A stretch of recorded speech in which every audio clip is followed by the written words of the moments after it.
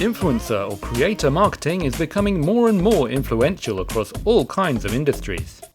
While 9 out of 10 consumers rely on creators for product recommendations, 80% of marketers are utilizing creator marketing in 2024, 50% up on the previous year. In this climate, Rakuten's creator marketing platform Collective Voice is an increasingly valuable member of the Rakuten Rewards family of businesses in the US. And in this report, we share the insights and voices of some of the creators and brands that Collective Voice connects together. In a recent survey, Collective Voice leveraged feedback and data from its vast network of creators to measure the impact of brand campaigns beyond the traditional KPIs. Among the survey's main findings, 72% of creators said that partnering with brands increased awareness among their audience to new products. Meanwhile, 65% of creators said they often incorporate campaign products into their organic content beyond initial collaborations in a so-called halo effect. What's more, 47% of creators frequently integrate audience feedback into their content. And building brand loyalty was found to be the top priority for creators when approaching branded content. Collective Voice has been actively sharing the voices of its creators and brand partners on some prominent stages in 2024. Firstly, it hosted a panel at the South by Southwest conference in Austin, Texas. This was followed by a webinar in partnership with DigiDay, bringing together Collective Voice's general manager Lindsay Jarutis with the founder of popular lifestyle site The Mum Edit and a representative from luxury department store Saks Fifth Avenue, who collaborated successfully on a recent campaign.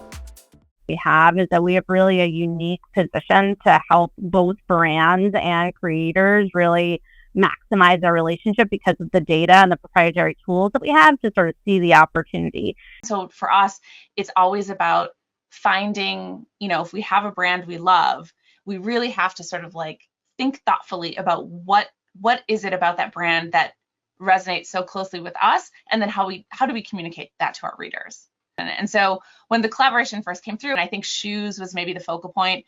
And so I was like, okay, we'll do this. And so we created an article about shoes, but I made sure that I think I even changed. I had 2 different pairs of jeans on. Collective Voice, you've always been very supportive of all of like my crazy directions. We've really relied a lot on Collective Voice to help us find creators and voices in the space that are good brand fits for Saks, especially as luxury fashion moves online in a much bigger way. It certainly has allowed us really to evolve our approach to digital marketing specifically. At Saks, we're more focused on investing more toward the bottom of the funnel. And as the customer journey has evolved, we have really evolved our approach to be much more focused on the full marketing funnel. We are starting to invest more into that mid-upper funnel kind of approach, working with creators who are particularly good at storytelling, because we really want to be moving the needle when it comes to brand consideration.